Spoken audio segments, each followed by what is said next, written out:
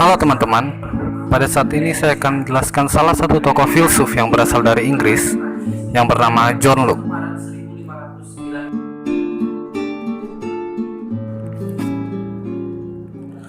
John Locke dilahirkan pada tanggal 28 Agustus 1632 di Warrington, Somerset. Dia adalah seorang filsuf dari Inggris yang menjadi salah satu tokoh utama dari pendekatan empirisme. Locke menekankan pentingnya pendekatan empiris dan juga pentingnya eksperimen-eksperimen di dalam mengembangkan ilmu pengetahuan. Selain itu, di dalam bidang filsafat politik, Locke juga dikenal sebagai filsuf negara liberal. Ia dipandang sebagai salah satu figur terpenting di era pencerahan dan juga menandai lahirnya era modern dan juga era pasca Descartes. Karena pendekatan Descartes tidak lagi menjadi satu-satunya pendekatan yang dominan di dalam pendekatan filsafat pada waktu itu.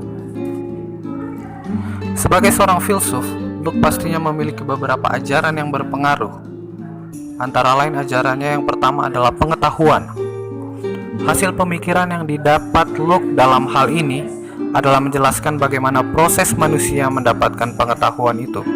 Menurut Locke, seluruh pengetahuan bersumber dari pengalaman manusia itu sendiri. Ini adalah teori empirisme yang pada waktu itu Locke menolak pendapat kaum rasionalis yang mengatakan sumber pengetahuan manusia berasal dari rasio atau pikiran manusia. Yang kedua adalah ajaran tentang negara. Pandangan Locke tentang negara terdapat dalam bukunya yang berjudul Dua Tulisan Tentang Pemerintahan atau Two Treatises of Civil Government.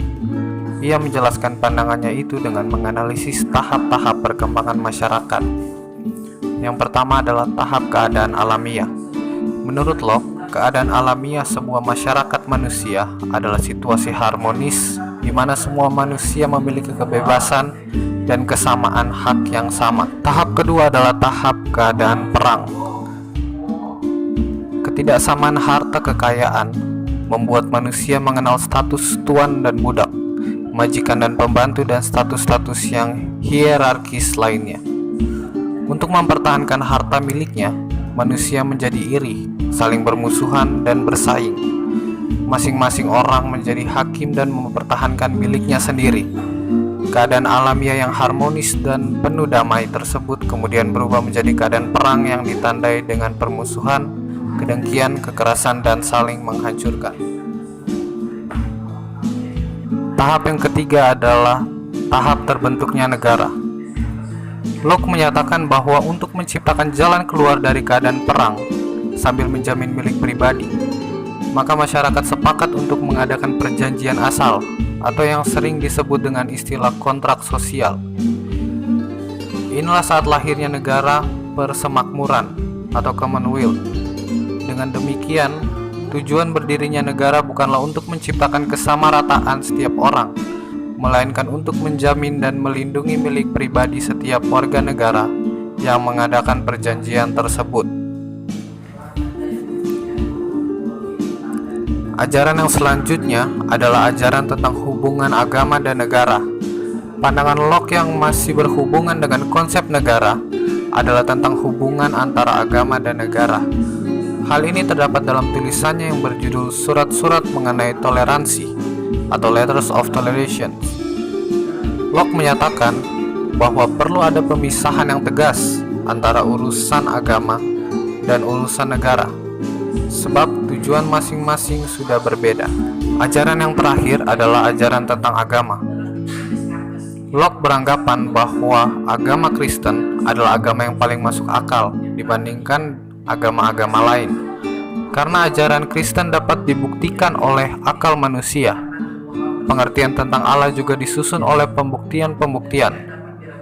Locke berangkat dari kenyataan bahwa manusia adalah makhluk berakal budi, sehingga pastilah disebabkan karena adanya tokoh pencipta yang mutlak dan maha kuasa, yaitu Allah. Akhir hidup dari John Locke. Kesehatan Locke makin menurun dalam tahun-tahun terakhir kehidupannya, dan ia menderita penyakit asma. Kunjungan terakhirnya ke London pada bulan Januari 1698 karena dipanggil oleh Raja William III membuat kesehatannya semakin buruk. Pada bulan Juni 1700, Locke pensiun dari pekerjaannya di pemerintahan. Bulan-bulan akhir tahun 1704 merupakan saat-saat terakhir kehidupannya. Ia meninggal tanggal 28 Oktober 1704 dan dikuburkan di Highclere. Dalam semasa hidupnya, John Locke membuat beberapa tulisan. Tulisan-tulisan Locke ini tidak hanya berhubungan dengan filsafat, tetapi juga tentang pendidikan, ekonomi, teologi, dan medis. Karya-karya Locke yang terpenting adalah esai tentang pemahaman manusia atau Essay Concerning Human Understanding. Yang kedua, tulisan-tulisan tentang toleransi atau Letters of Toleration.